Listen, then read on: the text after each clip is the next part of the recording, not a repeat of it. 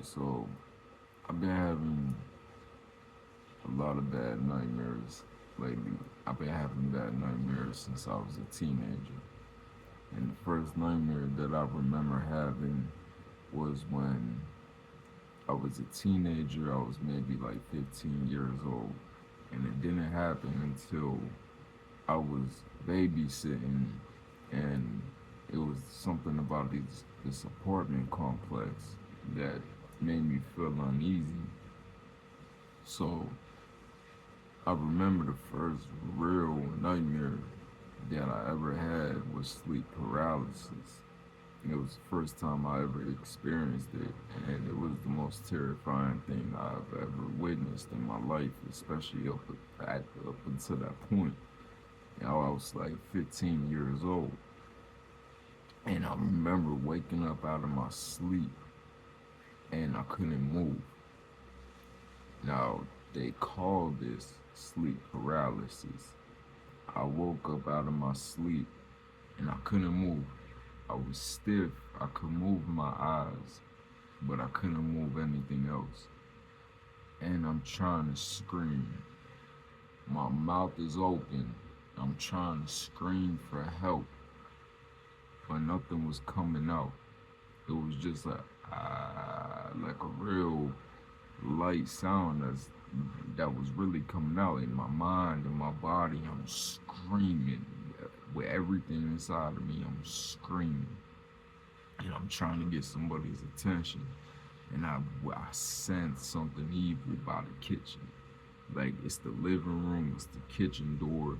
All the lights are out. I'm sleeping on the couch. I was babysitting for my sister at the time. I'm sleeping on the couch, and I just remember feeling something evil was close by, and I'm screaming for help, and nothing's coming out. And then finally, it just let out. It just let go. I was terrified. I turned all the lights on. I woke up and I stayed awake. Ever since that day, I've had horrific nightmares. I've experienced sleep paralysis a couple more times.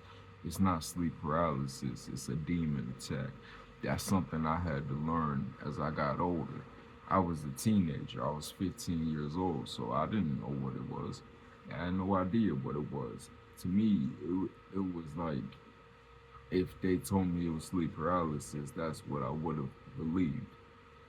At that time, my whole life I believed in God, and that was just a natural thing. I'm not saying my whole life I followed God. I'm saying my whole life I believed in God. So I started to really follow God when I was 18 years old.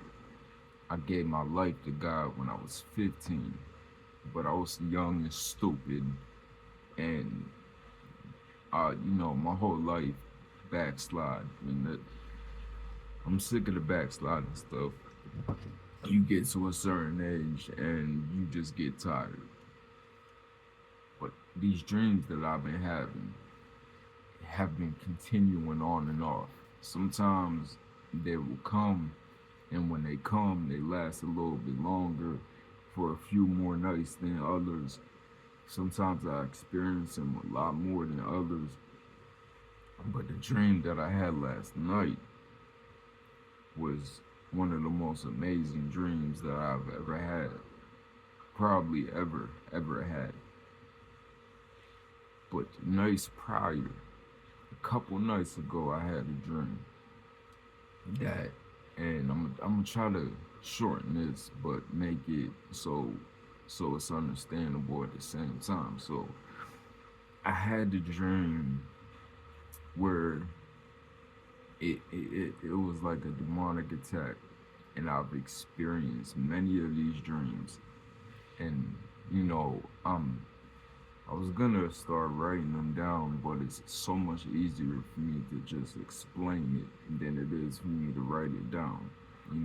It's so to explain what happened was I'm having this dream where it's like I'm looking for my mom. She left me this hotel room, and I'm looking for my mom, trying to find my mom. She passed away like when I was in my early 20s, mid 20s. So I'm 37 now. I just turned 37, kind of 37 now. So it was a while ago. But I'm looking for my mom in this dream. It's like she left me this hotel room. So I'm in between these two hotels looking for her, and I can't find her. I can't find the room that she left me specifically on which hotel it was. And there was a lot of stuff going on, but I don't. Some of the stuff has significance. Some of it didn't really have significance. The stuff that has significance is what I pick up on. The story in between me playing the lotto ticket and then me scratching off this one lotto ticket. On the one ticket, I won something. On the other ticket was like a face that wasn't supposed to be on the lotto ticket. It was turned to the side and it was unpleasant. So I'm looking at this lotto ticket like, this is weird. So I'm going in between back and forth. I end up at the store because I'm tired. Probably like I'm getting something to drink or something to eat. Scratching off lotto tickets. I end up seeing his face. I'm like, okay, that's odd. So I go back to this one hotel, and it ended up looking like a massive, like, I don't know, 3, 4 tier prison on both sides. Just a big old empty room, man. Like, well, not empty room, it was full of people. I walk into this tiny hotel building. There's people everywhere. There's floor after floor after floor. And I'm looking for my room. I walk up to this family. I see this family. And I was like, they're interacting with each other. Some of the people just didn't look pleasant. I find this family, they're interacting. I'm like, hey, listen, I'm sorry to bother you guys, but I'm going in circles. It's like 1, 2, 3, 4, 5, 6 hotel rooms. I'm in number, I don't remember what number it was, but I couldn't find the number. It was like it was taken out of the equation. So I'm looking for the hotel room. I can't find it. Where's this hotel room at? I asked this family, I said, I'm sorry to interrupt you guys, but I've been going in circles trying to find this hotel room. I have no idea where it's at. They point to it, they lead me to it, and it's like this big ramp, almost like a wheelchair ramp. But it's real long. And I end up going up this ramp to this door. The number must not have no significance because I don't remember the number of it. But I open the door and it opens into like the tiniest jail cell in the world. There's a toilet, the tiny enough, there's not even enough room to sit down, really. And I'm like, this a hotel room? Where am I supposed to sleep at? Like, where's the shower and all that other stuff? And my freaking earbud keeps falling out. So I'm looking for this hotel room. I'm trying to find it. I can't find it. I end up finding it, and it just looks like a tiny jail cell. I open the door. It's a toilet, a couple shelves above it. It was really weird. I turn around, and there's a curtain where the door was supposed to be. 2 thin blue curtains just hanging down. So I'm like, okay, that's weird. So I moved the curtain back, and I'm looking around, and I don't see nothing. I just see this long ramp and empty doors, whatever. There's not really no people until I end up running into this one guy who looked like a giant version of me. He looked like a giant version of myself. But he had like a beard. He had no hair on his head. He had a beard that ended up just looking like a large version of me at the end of it. For some reason, this dude was mad at me. I don't know why. He started wrapping something around a baseball bat, like a cloth.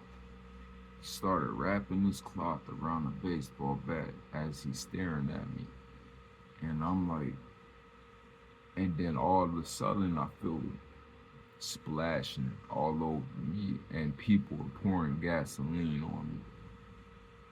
Everybody's pouring gasoline on me, and I started running. I started running out of the hotel room, and as I'm running out, they're pouring gasoline on me. Everybody from every angle you can imagine, gasoline. I'm drenched in gasoline, and this guy's wrapping a cloth around a baseball bat, and I'm booking it. I'm running, I'm running, I'm running. I run out the hotel room. I'm jumping this fence and this, jumping over this rock, and I'm just going as fast as I can.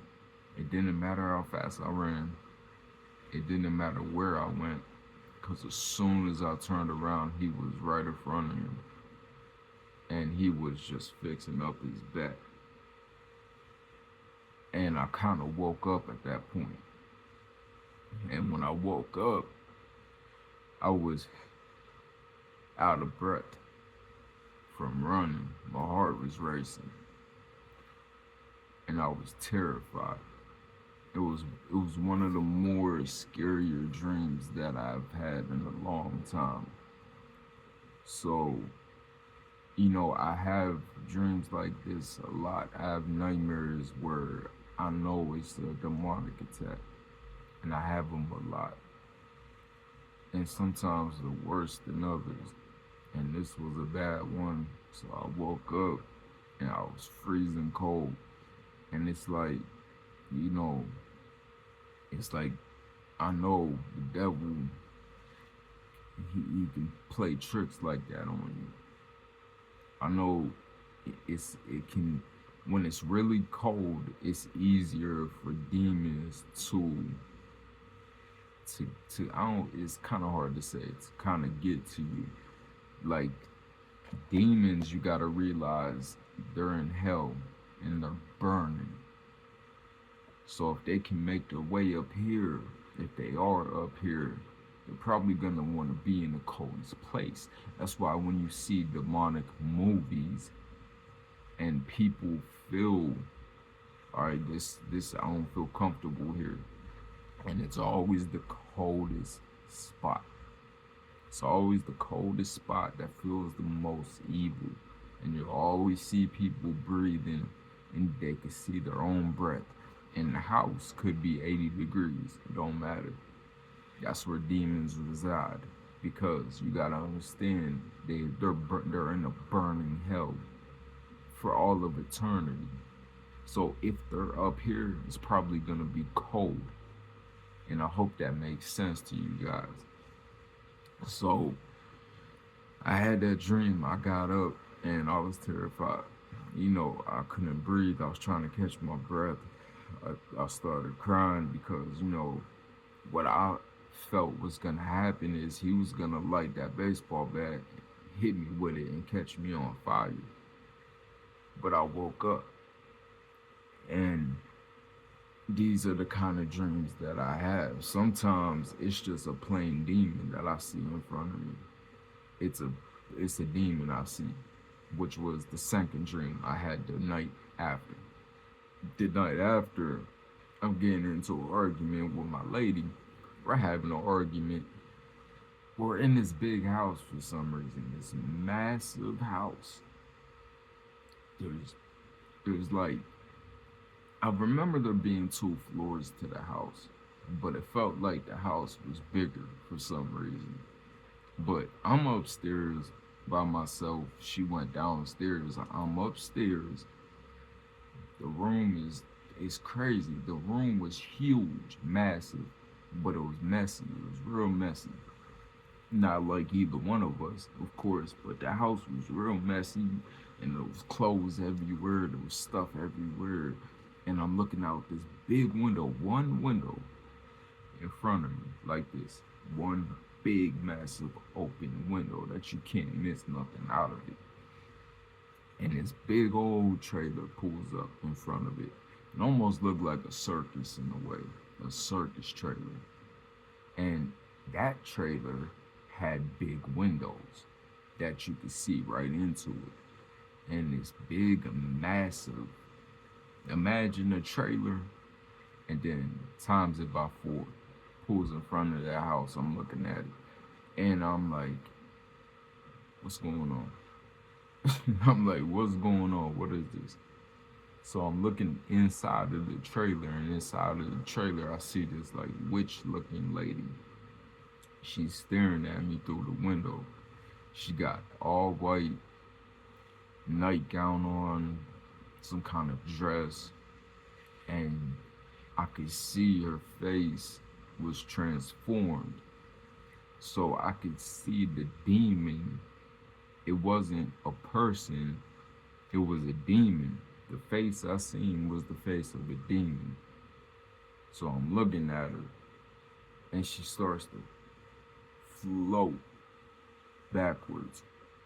She slowly starts to float backwards until she disappears out of the scene. And then I just remember waking up. But I woke up scared because it was scary. You know, when I have dreams like this, I wake up, I don't want to go back to sleep. Because sometimes when I go back to sleep, I go right back into another nightmare.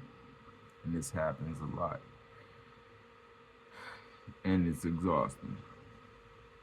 Last night I had a dream.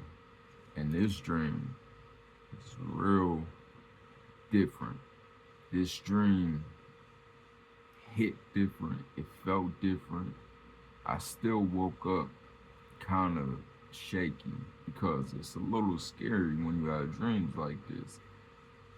But I've also had dreams, which I'll explain later, where I've spoken in the name of Jesus and he's saved me instantly. The demon would try to attack me and they let go instantly soon as I said the name Jesus, and not by my own accord.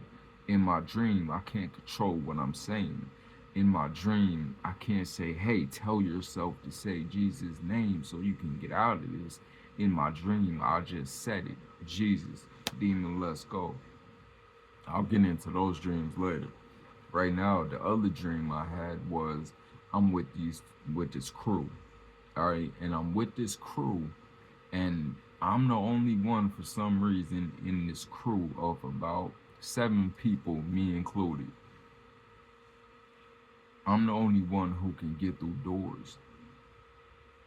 I'm the only one who can slide underneath doors to get to the inside to open it for other people, for my crew.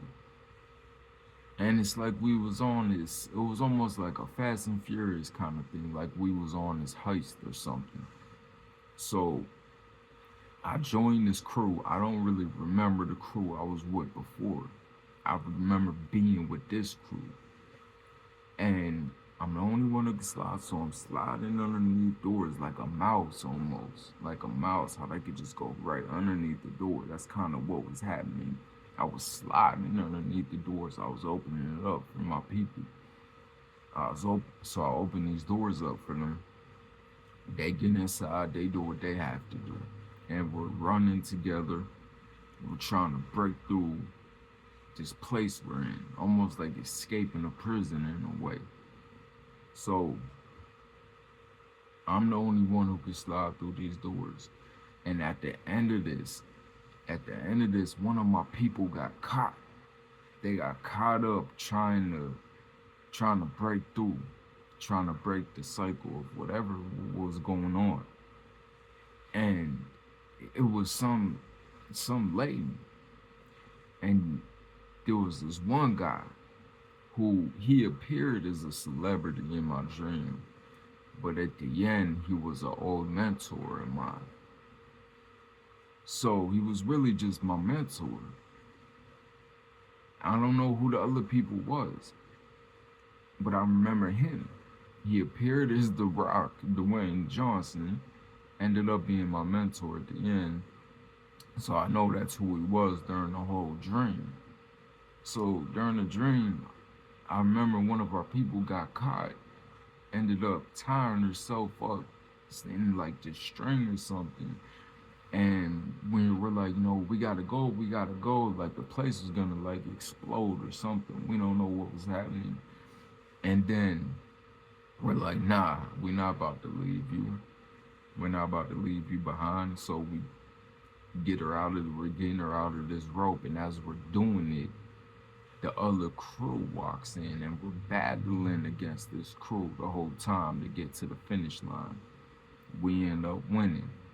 So the losing team ends up coming through the door. Like a few on this side, a few on this side, and right down the middle walks this woman. She appeared once again as a celebrity. She appeared to look like Anna Faris. She didn't sound like Anna Faris. She had blonde hair to like the top of her back, shoulder length, a regular looking 5'4", 5'6" woman. But she had this presence that felt off. She was walking slowly through the middle of the door, the middle of her crew as they walked in, and she walked slowly in, and she was like, I gotta take one of y'all with me, right? And she was like, and you know who you are, right? And she looked and pointed at me. She was like, you. She was like, I forced you last time to come with me, and now I'm forcing you again. And something slowly started drawing me to her. But the closer I got to her, the more I resisted. This is a dream, mind you. A dream.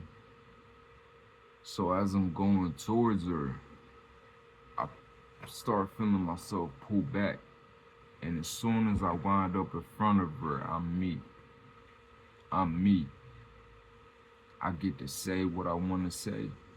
I get to feel how I want to feel. This is a dream. And I said what I wanted to say. I could control everything I said. And I went in front of her.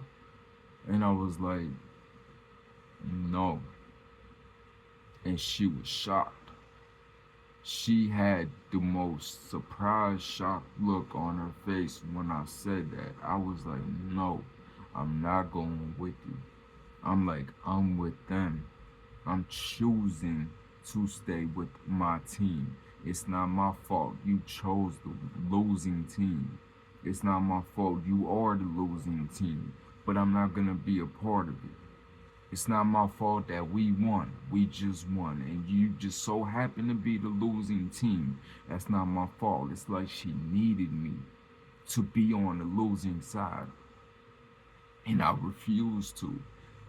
Everything I said to, and it felt like the devil. It felt like I was talking to the devil. Like the devil was trying to draw me away from the losing team. And that these doors that I was opening, only I could open for certain people. I don't quite know the significance of it, but it felt like I know I was on God's winning team, and the devil was trying to take me away from God's winning team. So when I got in front of the devil, I literally said what I would have said.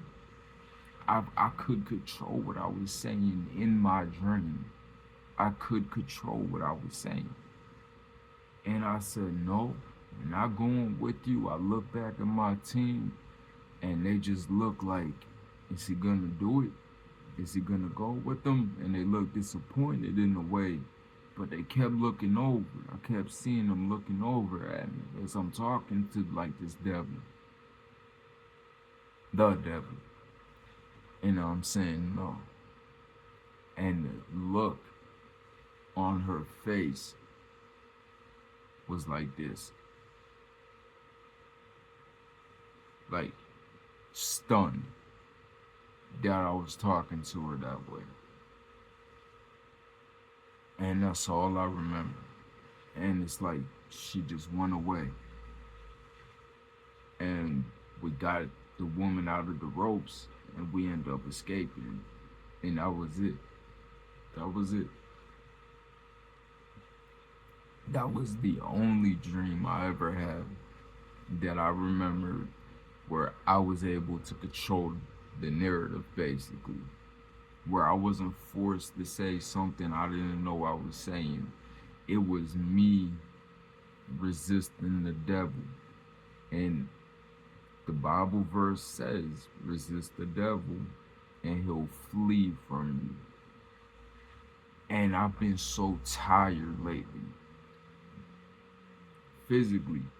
What I'm really going through with my being sick and everything that I'm physically going through, everything I've grown frustrated with, and I'm frustrated with being sick. I'm frustrated with just some personal things, you know what I mean? Like personal things I'm going through that I've been frustrated with myself, frustrated with letting the devil win all the time.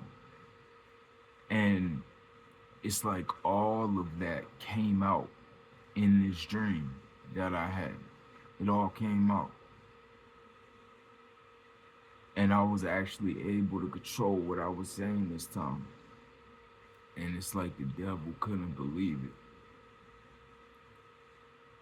Now, I'm not saying that, I pray the nightmares stop, man, because I've been having them for so long. And I pray that was a sign of it. It just felt good. It was scary. Don't get me wrong, I woke up scared like I do from most nightmares, but I wasn't scared. Like I was more excited to wake up. I was more excited to wake up because I feel like the devil has been at my soul for a long time. And I can uh, dive a little deeper into that later on. But I just wanted to record this so it's on video so I can get it out. Because God shows me so much in my dreams, and I have a lot of demonic attacks in my dreams, and I feel like I dream so much it's insane. I'm constantly dreaming, and I don't care what no counselor says. I don't care what a psychologist says. I don't care what a professional says. You don't have sleep paralysis. If you ever experience anything like that, you're under some kind of demonic attack. That's all I'm gonna tell you. Everything is spiritual. Everything is spiritual. Your dreams are spiritual. When you dream, it's not physical. What do you think it is? It's your spirit. Your spirit within inside this other realm. That's not earth. Where is it? How can you think in a dream? Now, like I said, in dreams, you can't control certain things. You can't really control anything. You can't control where you're at. You can't control where you get to go. You can't control what you get to say. You're just in the dream. And things are happening to you. Things are happening around you that you can't always explain. Some dreams have a lot of meaning. Some dreams seem like they have no meaning, but they probably do. Some dreams are just wild and completely out there. Some dreams are dead on point. Like the dream I had these past few nights have been dead on point about something. And I've grown sick of it. I've grown sick of running. When that dude chased me with that bat and was gonna set it on fire, set me on fire. And I woke up in the nick of time, huffing, trying to catch my breath like I was really running. Think about that. I woke up terrified, man. I was scared. I'm sick of being scared. I'm sick of running. I'm sick of being terrified. I'm sick of these dreams. And the dream I had last night, the devil walking right through the door, pointing at me, saying, "You know it's you." And I was like, in a way, I felt stuck. But like I said, the closer I got, the more I felt something pulling me back. And then it was almost like a whole completely different transition. It was like me being able to talk like I'm talking to you right now, being able to say whatever I want to say right now is what happened in my dream. And that is never in my life, out of all the crazy dreams I've had, that's never in my life happened one time. Not one time have I ever been able to say or be able to control what I want to say in any of my dreams. I've had a lot of dreams over these past years. I'm 37 years old. I've been having them since I was 15. I've been having extreme nightmares and on and off sleep paralysis, on and off demon attacks since I was 15. Because that's when I was in a place where it was like an evil surrounding. It's the first time I've ever stepped into it. Some places are evil. Some places, if you walk into a demon, can latch on to you. That's why you don't just go and buy any house you find. You don't go and just walk into any abandoned building you see, because you don't know the type of evil that is happening in that building. You don't know if there's been satanic rituals done in that building or what's been opened inside of that building, inside of that abandoned place. There are buildings that are thousands of years older than us, hundreds of years older than us, where people have been in and out, in and out.